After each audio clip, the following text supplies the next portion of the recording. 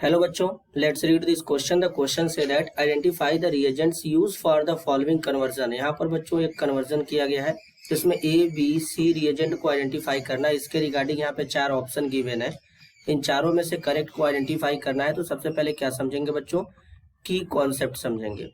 अब की कॉन्सेप्ट हमारे यहाँ पे क्या होने वाला है, कन्वर्जन ऑफ ऑर्गेनिक कंपाउंड। क्या होगा, कन्वर्जन ऑफ ऑर्गेनिक कंपाउंड। तो किस तरीके से समझेंगे, जरा ध्यान देंगे यहाँ पे बच्चों।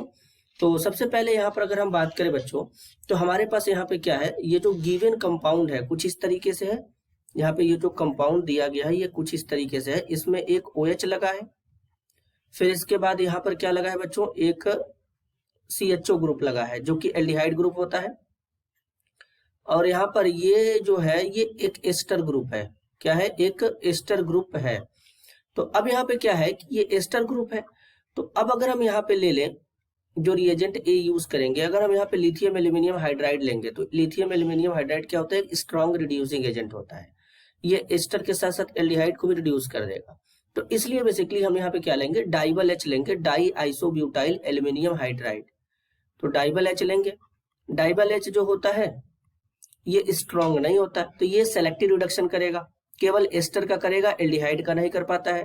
तो जब एस्टर का करेगा तो कुछ इस तरीके से यहाँ पे होगा, सेलेक्टिव रिडक्शन कराने के बाद यहाँ पर ये क्या हो जाएगा, यहाँ पे OH, फिर यहाँ पे इस तरीके से CHO, फिर यहाँ पे CHO हो जाएगा। अब यहाँ पे NaOH लेंगे, एल्कोहलिक NaOH लेंगे बच्चों। कैसा लेंगे, एल्कोहलिक लेंगे। तो यहाँ पे क्या होगा, इंट्रामोलिक्यूलर एल्डोल रिएक्शन होगा। और जब इंट्रामोलिक्यूलर एल्डोल रिएक्शन होगा तो कुछ इस तरीके से यहाँ पे प्रोडक्ट बन जाएगा। यहाँ पर आ जाएगा OH, फिर इसके बाद यहाँ पे क्या हो जाएगा बच्चों, इस तरीके से ये फाइनली हमारा प्रोडक्ट यहाँ पे बनेगा, जहां पे लग जाएगा CHO। क्या लगेगा, CHO क्या होता है, एक एल्डिहाइड ग्रुप होता है। यहाँ पे क्या लगेगा, CHO लग जाएगा। अब इसके बाद बच्चों यहाँ पे क्या होने वाला है, जरा ध्यान से समझेंगे। तो अगर हम इसमें ध्यान दें तो यहाँ पर क्या होता है कि अब इसके बाद क्या यूज करेंगे, तो इसके बाद यूज करेंगे हम लोग ZnHG। क्या यूज करेंगे, सॉरी बच्चों, ZnHG यूज नहीं करेंगे, जिंक HCl यूज करेंगे। तो बच्चों यहाँ पे क्या यूज करेंगे, अब यूज करेंगे जिंक HCl। तो यहाँ पे यूज करते हैं जरा जिंक HCl। तो जिंक HCl क्या करेगा, पहले तो एल्डिहाइड का रिडक्शन करा देगा। तो एल्डिहाइड का जब रिडक्शन कराएगा तो ये तो एल्केन में कन्वर्ट हो जाएगा।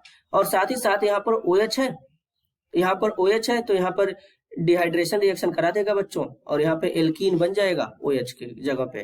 तो यहाँ से कुछ इस तरीके का फाइनली हमारा प्रोडक्ट बन जाता है। तो यहाँ पे डिहाइड्रेशन हो जाता है तो एल्कीन बन जाता है, और इसके बाद इस तरीके से यहाँ पे प्रोडक्ट हमारा फाइनली बन जाएगा। तो कौन कौन सा रिएजेंट यूज हुआ है, ए में डाइबल H यूज हुआ है, बी में एल्कोहलिक NaOH यूज हुआ है, सी में जिंक HCl यूज हुआ है। तो इस तरीके का ऑर्डर कहाँ पे दिया है, तो ऑप्शन ए तो कट जाएगा बच्चों, क्योंकि यहाँ पे इथाइलिन ग्लाइकॉल दे दिया है। बी में है डाइबल H, ए का, बी का है NaOH एल्कोहलिक, सी का है जिंक HCl। तो यहाँ पर करेक्ट आंसर होगा ऑप्शन बी, और इसके अलावा सी और डी भी कट जाएंगे। तो फाइनल आंसर होगा option B. This is your answer. I hope you understood it well. All the best.